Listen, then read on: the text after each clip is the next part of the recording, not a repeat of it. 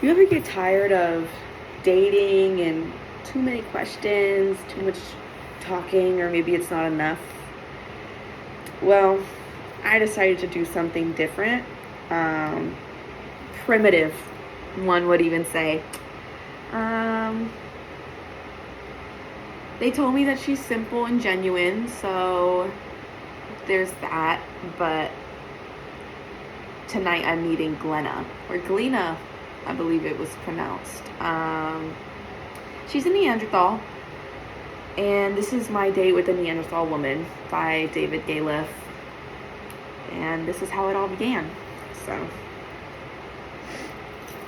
I didn't know whether to bring flowers, which don't really say much from someone from a basic subsistence culture. On the other hand, a raw beef steak might be a bit too suggestive. And anyway, I'd read somewhere that Neanderthals were supposed to be vegetarians, so I opted for the middle of the road, a box of chocolates. I arrived just as the sun was sinking below the tree line. Galena lived in a cave by the edge of the forest, and I'd heard that they had a more natural sense of time than those of us dominated by Rolexes and cell phones. Be that as it may, she wasn't there when I hurt my hand knocking on the cave. I tried twice. The second time I tried with my foot. Then I called out, emphasizing the glottal G that I'd heard when her name was being pronounced by the Trans World Dating Agency. She appeared as if suddenly planted right in front of me. There she stood, barrel-chested and bandy-legged, not much taller than a stack of tree stumps. Her furry brown hair was matted with sweat, but she smiled at me in a flat-faced way as I held out the chocolate for her. Grabbing the box from my hand, she ripped it open and crowed in delight. She stuffed several candies with wrappers, into her mouth and chewed vigorously. The agency had told me not to waste time with complicated verbal behavior, so I just pointed to her and I pointed to me, and I said, Galena, Robert. She nodded, then pointed to the chocolate and rubbed her belly. Such a primal response. Frankly, I'd just grown tired of the modern woman and their endless language games. She offered one of the remaining chocolates from the box, and I was touched. Pure reciprocity. Though she looked disappointed that I didn't eat it with the wrappers as well. When she began to polish off the box itself, I shook my head smiling, and I mimed eating and pointed away from the forest. I would take her out to dinner. Neanderthals, I recalled, were often at the cusp of starvation. At any rate, she seemed to understand and followed me obediently as I led her to Chez Asperger, a small French fusion vegan restaurant not too far from the woods. Chez Asperger is elegant but casual, and we were greeted heartily by the Claude de Maître.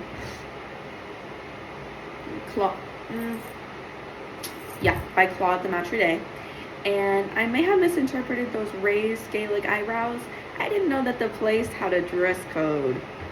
In fact, the little loincloth Glena wore was making me feel a little overdressed.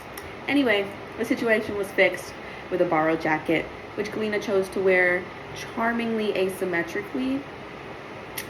God, I just hate all this introductory explanations of a first date, which is exactly why I was so happy none of that mattered to Glena.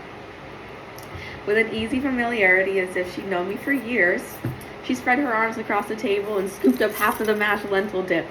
It's true, a woman who enjoys her food is sexy. Of course, she offered me some, and I showed her how to spread it on the pita. But knives seemed to frighten her, and I'm sorry about that scar on the table. Still, we had a lovely meal, and she particularly enjoyed the raw vegetable plate, of course. After dinner, I walked her home down the forest path. Movies and clubs could come later, if at all. I didn't want to overstimulate her. Even the electric lights kind of made her twitch a bit, but along the path, the moon was out, and it illuminated Glena's short but powerful body in a way that was kind of weirdly beautiful.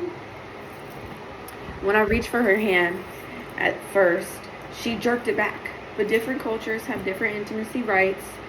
The agency guy said, so I took the pains to explain that my intentions were honorable. Maybe she couldn't understand words yet, but I think she got the gist. And anyway, there's a limit to what I can achieve by gestures. Eventually, her hand had crept into mine, and she nearly crushed it by miming pain and hopping on one foot and flailing.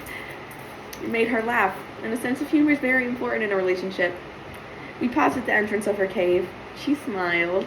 The gaps in her teeth were drawing me in. Her earthly aroma was vaguely aphrodisiac. What came next was sort of a kiss, followed by a rib-cracking embrace that my osteopath says is healing nicely.